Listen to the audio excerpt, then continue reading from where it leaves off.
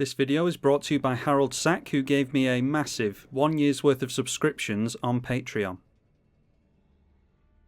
Lathril versus partners Thrasios and Tymna, so I'm guessing we've got a strong game on our hands here.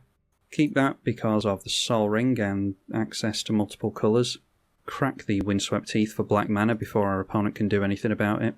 And play the Soul Ring, hopefully ready for a Lathril next turn.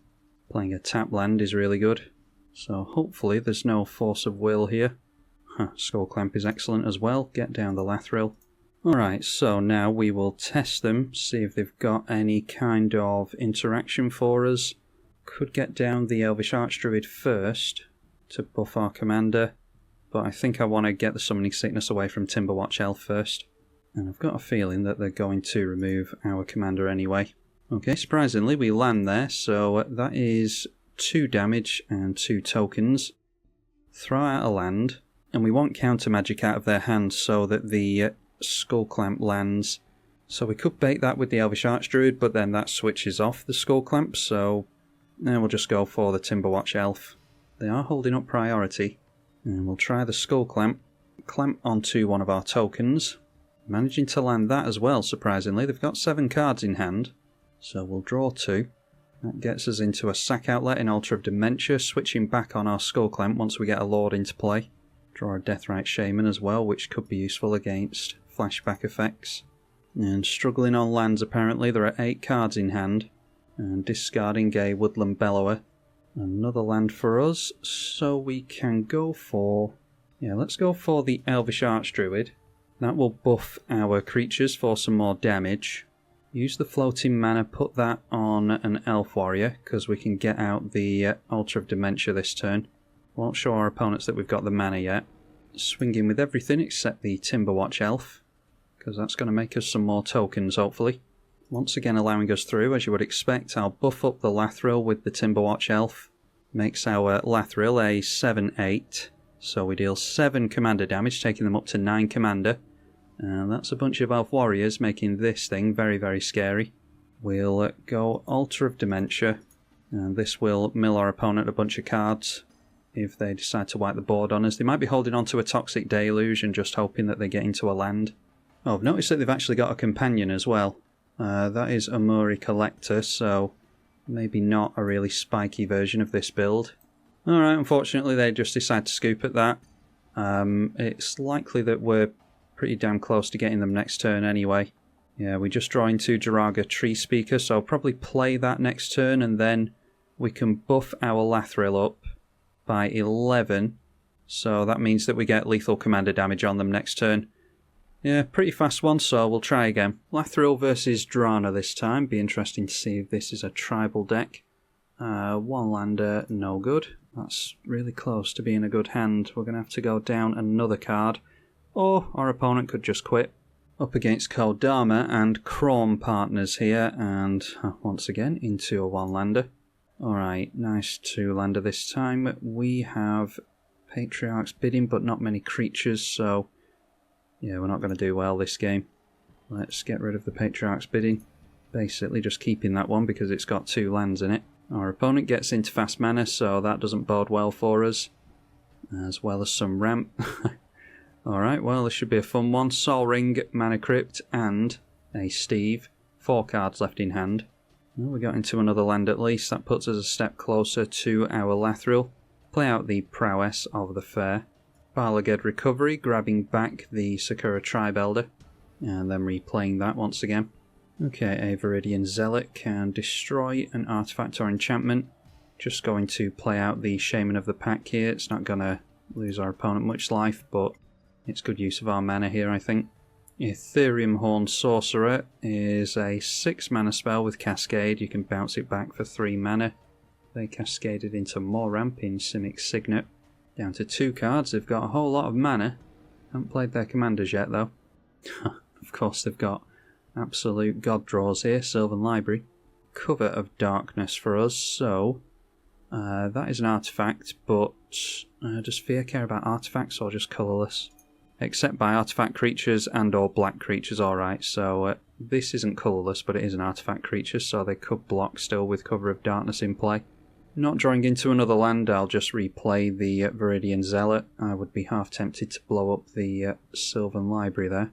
Now with 3 cards in hand, they cast themselves an Emoti, so obviously a Team, a Cascade deck that's not using the Maelstrom Wanderer. That gets them into Mirror Maid. So deciding to get another Ethereum Horn Sorcerer into play, which is just a 3/6 body, doesn't really do anything for them. Back down to 1 card in hand. Hitting us for 3 with the Sorcerer. And now we see our opponent play the Kodama, which does have Cascade thanks to Emoti. And that got them a Vivian, Monster's Advocate. Still no land for us. We do get a Deathrite Shaman though. I don't think... Does exiling this count as a land? Anyway, we'll play the Deathrite Shaman and I'm going to crack the... what is it called? Viridian Zealot in order to blow up the Sylvan Library. Attempt to slow our opponent down. That is replaced by a token thanks to Prowess of the Fair. Vivian went for the minus there, so they're going to cast a big creature here, I imagine. Might just be their commander. Yep, that is a Nyxbloom Ancient, so going to Cascade as well as search for a creature. Cascaded themselves into a Silvermere. That enters, triggering the Kodama, which doesn't get them anything. Vivian will be able to get a big creature down here. And they aimed for an Inferno Titan, which will trigger the Kodama. Only 1 card in hand, so not sure what they'll be able to get down with Kodama. Still 1 card in hand after Kodama. Getting rid of 2 of our creatures will end up with a token thanks to Prowess of the Fair. Not going to be able to block with these creatures next turn thanks to the Inferno Titan, so might as well save ourselves some life now. We'll trade our Elf for their Beast token. Yeah, we're really fishing for a Toxic Deluge at this point. Bouncing the original copy of the Ethereum Horn Sorcerer back to hand, and then replaying that. They get 2 Cascades, 1 from the Sorcerer and 1 from Emoti, so get themselves into a Birds of Paradise, and then it is an In Search of Greatness. Haven't made any use out of the Kodama yet, I don't think. A land for us. We're just going to lose our Lathril if we play it, so I'm just going to go Cover of Darkness and play the Altar of Dementia. Like I said, we're fishing for a board wipe at this point. I think they dodged the lightning bolt there. In Search of Greatness triggers at the beginning of the upkeep. Didn't have anything in hand to do with the enchantment though. So now managing to drop a Guardian Project, which I assume is what they've just drawn into this turn. Followed by a 3 visits. So now empty-handed. You'd think the play here would be to make use of that floating mana and just bounce and replay Ethereum Horn Sorcerer a bunch of times. Instead deciding to not make use of the mana and instead get the extra damage through to us. You just turn everything in sideways here, surely. Not swinging in with the Emoti, maybe they're forgetting about their own Inferno Titan. So pinging that out of the way, 2 damage to us, and then we'll take combat damage. Plummeting down to 6. Yeah, so they could have gone for Fire Breathing with Inferno Titan there and taken us out. So obviously forgetting about their own Titan this turn. Bouncing and replaying the Mirror Maid. Mirror Maid coming down as a copy of the Nyxbloom Ancient. I think I might have brought that down as a copy of the Guardian Project, to be honest, and then you can replay your Sorcerer over and over again and draw 2 cards and get 2 Cascades every time. Anyway, replaying the original Horn Sorcerer, getting a dork out of it, which draws them a card, and then it is a Selvala, which again draws them a card thanks to the Guardian Project. Got themselves a free... where's it gone? Got themselves a free Tireless Tracker from the Kodama. Going to investigate on landfall. And they did shock in a breeding pool, so I think they got the landfall from the Kodama again, so starting to make use of that here. And then it is Annoyed Altasaur, which will cascade them into a Clever Impersonator. Clever Impersonator comes down as a copy of Nyxbloom Ancient again. Triggering Kodama and Selvala. Kodama... let them play out Vivian on the hunt. And then they get another Cascade. That time it was Growing Rites of Itlamok. And they've revealed to us a Consecrated Sphinx. Now entering play, the Altasaur will draw them a card. And that triggers the Kodama, instead just deciding to get out an island. So once again investigating. They just tapped an island down. I think they got 27 mana from 1 island. So cracking the clue. We'll buff the Tireless Tracker and draw them. Getting down another land with Kodama. Cracking another clue. Alright, and there we go. Maelstrom Wanderer entering play. They get 3 Cascades thanks to Emoti. cascaded into natural order first of all. So they could sacrifice one of their green creatures. Sacrificed an Elvish Mystic. That got them into an Acidic Slime, which triggers the Guardian Project, blowing up our sack outlet with the Acidic Slime. Kodama got them a Solemn Simulacrum off the back of the Acidic Slime, which once again will make further use of the Guardian Project. Solemn gets them to Rampant Growth, so they get more clue tokens. Cracking a clue for the Tireless Tracker, making landfall again with Kodama, triggers Tireless Tracker again. And once again cracking a clue with the Tireless Tracker, cascading this time into Seasons Past. Casting the Seasons Past will cascade again because of the Emoti, this time getting them into Shardless Agent, which has Cascade, so that gets them a Mana Vault.